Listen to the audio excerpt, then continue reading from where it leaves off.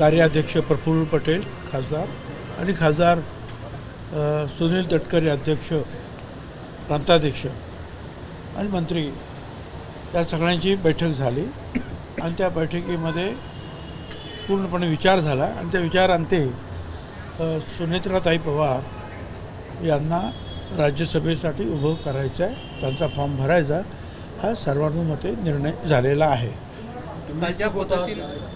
हो, मी इच्छुक होतो.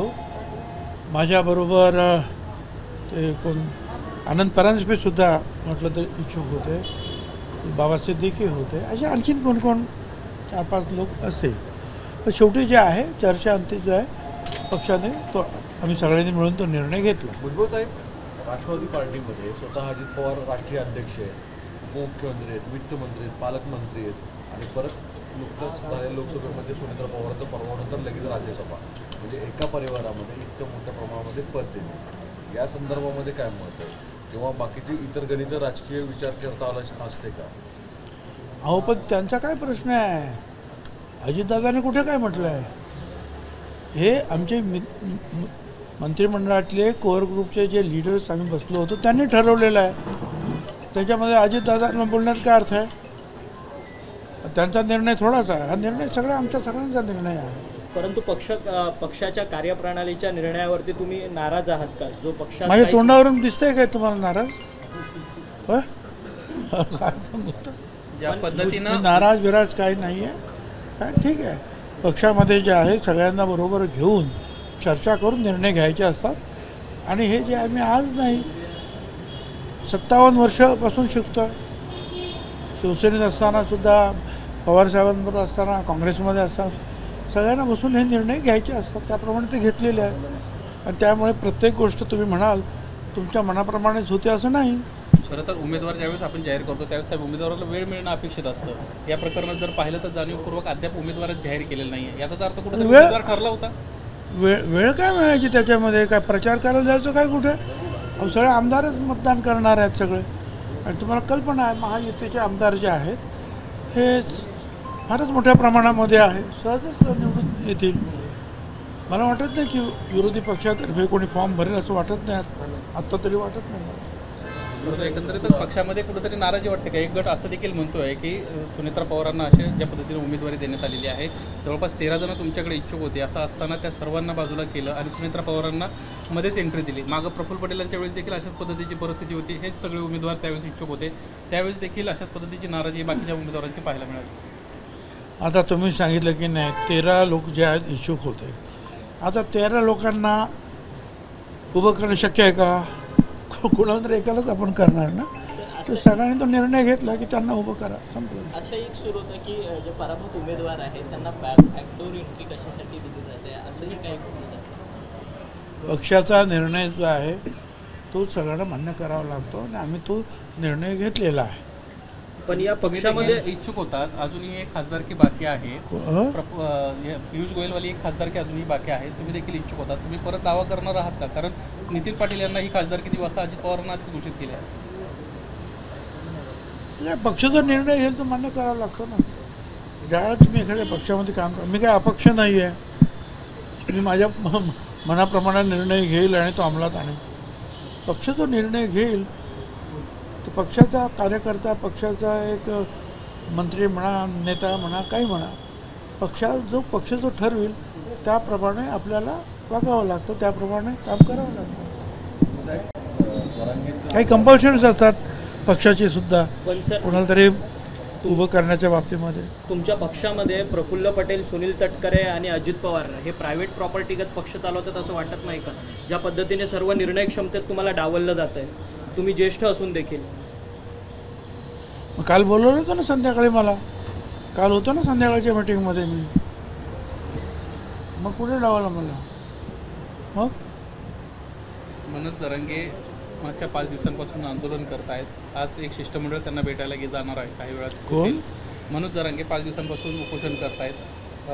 ज्या पद्धतीने त्यांच्या मागण्या होत्या त्या पुन्हा त्यांना सरकारसमोर ठेवलेल्या आहेत. सरकारकडून दखल घेतली जात नाही असं म्हणणं आहे. माझं म्हणणं असं आहे की जरांगेंनी सुद्धा जे आहे काय ते उपोषण वगैरे करून जे आहे आत्मक्लेश थांबवायला पाहिजे. आणि सरकार जर त्याच्यावर विचार करत आहे की जेणेकरून ओबीसींना सुद्धा धक्का लागणार नाही आणि त्यांच्या ज्या काही मागण्या आहेत त्या मागण्यावर सकारात्मक कशा रीतीने विचार करते ते सरकार विचार करत आहे. आताच निवडणुकीतून जे आहेत सगळे जे आहेत मोकळे झालेले आहेत, त्यामुळे वेळ तर द्यायला पाहिजे ना सरकार. महाविकास आघाडीमधले निवडून आलेले सर्वच खासदार आता मनोज जरांगे पाटील यांच्या पाठीशी उभे राहताना पाहायला मिळतात. त्यांच्या या मराठा आरक्षणाच्या संदर्भात, सगळे सोयऱ्याच्या संदर्भात अंमलबजावणी करण्यात यावी असं एक सकारात्मक पत्र सगळ्या खासदारांकडून दिलं होतं. 2-3 खासदार जे आहेत ते गेलेले आम्हाला माहिती आहेत. पण ठीक आहे ना, ज्या वेळेला सरकार असतं सरकारला त्या कुठल्याही पक्षाला सगळ्या दलित, आदिवासी, अल्पसंख्याक, मराठा, ओबीसी, भटक्या, विमुक्त सगळ्यांना बरोबर घेऊन जावं लागतं.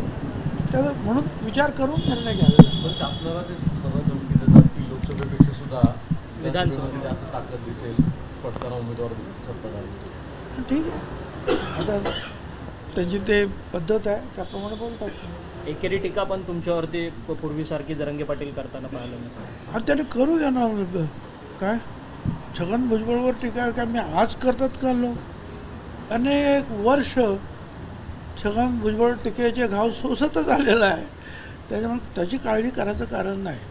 छगन भुजबळ एवढंच म्हणतो आहे की ओबीसी, भटक्या, विमुक्त जे आहे किंवा इतर लहान लहान समाज असतील, मग आदिवासी, दलित, अल्पसंख्याक कुणी या कुणाच्याही अधिकाराला धक्का लावू नका आणि त्यानंतर जो काही निर्णय घ्यायचा तो निर्णय घ्या हे मी बोलतो. आणि कुणी किती शिव्या दिल्या आणि आणखीन काहीही केलं तरी माझा हा मुद्दा जो आहे हा मी कधी सोडणार नाही. त्याच्यासाठी तुम्हाला माहिती आहे मी मंत्रिपद सोडायला तयार झालो मागच्या वेळेला, राजीनामा दिला होता. तर त्यामुळे तो प्रश्न येत नाही.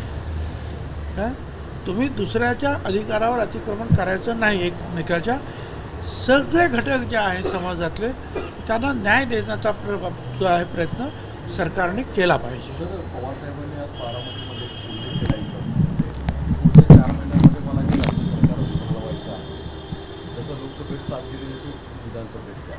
खरंच या निकालानंतर अशी स्वरूपाची परिस्थिती दिसेल आपल्यासारख्या ज्येष्ठ नेत्याला काय परिस्थिती वाटते? असं आहे ना की आता आम्ही पण तेच म्हणतो आहोत की लवकरात लवकर जे आहेत आमच्या युतीतल्या पक्षाने एकत्रित बसून ह्या तिकीट वाटपाचा प्रश्न जो आहे काय 80 द्या 90 द्या आणखीन काय करायचं ते करा. बिग ब्रदर, छोटा ब्रदर, मधला ब्रदर काय ठरवायचं ठरवा लवकर. कारण आपण पाहतात की पवारसाहेब जे आहेत कामाला लागलेले आहेत, प्रचार सुरू झाला. तशा प्रचाराला तर आपण सुरुवात करावी लागेल. नाही तर आपण परत तेच आपलं बसतो आपण घोराळ करीत चर्चेचं तर परत अडचणीत येऊ. एवढंच माझं म्हणणं आहे. दिल्ली में जाना चाहिए एक प्रश्न आहे. ऑर्गनायझरमधून अजित पवारांवरती टीका केली की अजित पवारांना सोबत घेतल्यामुळे भाजपचं नुकसान झालेलं, ब्रँड व्हॅल्यू कमी झालं. RSSचं मुखपत्र आहे ऑर्गनायझर, त्याच्यामधून टीका झाली. असं आहे की त्यांनी सगळ्यांना अनेकांवर टीका केलेली आहे. काही लोकांनी तर ते काँग्रेसचे लोक तुम्ही का घेतलेत याच्यावर सुद्धा टीका केलेली आहे. घेतलेत ना काँग्रेसचे अशोकराव चव्हाण घेतले, इथे ते देवरांचा मुलगा जो आहे तो मिलिंद देवरा त्यांना घेतलं, त्यांना पदावर सुद्धा बसवलं राज्यसभेच्या वगैरे. काय आणि आम्हाला सुद्धा असं एकूण जे आहेत ते म्हणतात ते बरोबर आहे. पण मला त्यांना असं म्हणायचं आहे की बा हे महाराष्ट्राचं तुम्ही सांगता, भारतातल्या इतर ठिकाणी काय झालं? फक्त महाराष्ट्रातच थोडा सेटबॅक बसला का? इतर ठिकाणी सुद्धा बराचसा सेटबॅक बसलेला आहे. म्हणून तर मग हे जे आहे नितीश कुमार आणि काय चंद्राबाबू वगैरे त्यांना घेऊन जे आहे सगळं व्यवस्थित सरकार करावं लागलं जे आहे अलायन्स, तो धक्का सगळीकडे बसलेला आहे. राज्यसभा की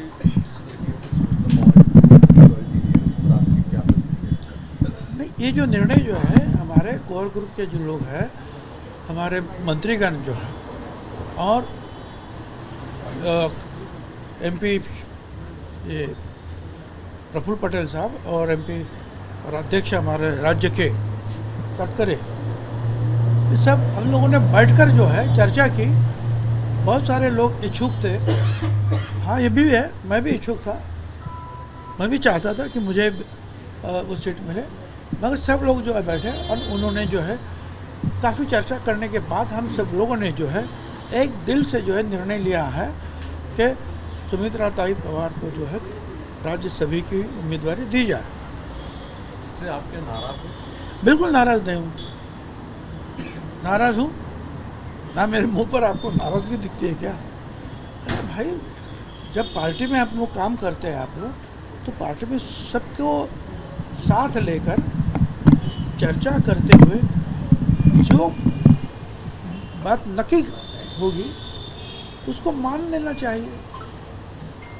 हर आदमी जो है पार्टी का अगर अड़ा बैठेगा कि नहीं मुझे ही चाहिए, तो पार्टी चलाना मुश्किल है फिर। तो सबको साथ लेकर चर्चा करते हुए जो है ये निर्णय होते हैं। सर, ऐसा ये भी फिर कहा जा ऐसी- रहा है कि सुनील तटकरे, प्रफुल्ल पटेल और अजित पवार जी यही सब निर्णय ले रहे हैं। आप पार्टी के वरिष्ठ नेता है, आपको नजरअंदाज देखिए किया जा रहा है भाई, इस समय? देखिए भाई, अब अजित दादा पवार राष्ट्रीय अध्यक्ष हैं और प्रफुल्ल पटेल जी राष्ट्रीय कार्याध्यक्ष है और तटकरे जी जो है ये हमारे प्रांत के प्रांताध्यक्ष हैं। तो वो निर्णय करने बैठेंगे, बार बार बैठेंगे, चर्चा करें। हम तो जो है एक नेता है, कार्यकर्ता है पार्टी। पर आप अनुभवी नेता हो सर, आपका पूरा राजनीतिक करियर लगभग 40 साल का हो चुका है, तब भी आपको 40 साल का नहीं, 57 साल का। जितना शिवसेना को जितने दिन हो गए शिवसेना स्थापन, उस दिन से गिनते जाओ, तो वो बात नहीं है।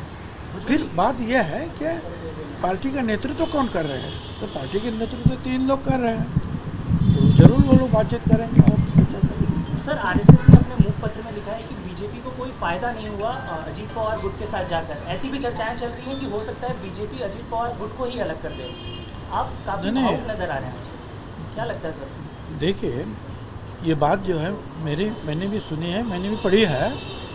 बात यह है कि सिर्फ मतलब कांग्रेस के भी जो लोग आए उनको भी एमपी बनाया गया इधर, ये महायुति में हम लोग भी आए, शिंदे भी आए। और बात यह है कि ये बिल्कुल ज़रूर ये मानता हूँ मैं कि थोड़ा सा सेटबैक जो है महाराष्ट्र में मिला, मगर क्या सिर्फ महाराष्ट्र में मिला है बीजेपी को सेटबैक? और भी तो है। यूपी जैसे जो है राज्य में कोई भी ऐसा कहता नहीं था कि यूपी में कुछ सीटें कम आएगी, बल्कि लगता था कि ज़्यादा आएगी। फिर उधर भी तो थोड़ी सी कमी हुई। तो अलग अलग जगह पे जो है ये हमको दिखाई देता है कि थोड़ी सी जो है कमतरता, कमियां, त्रुटियां महसूस हुई है।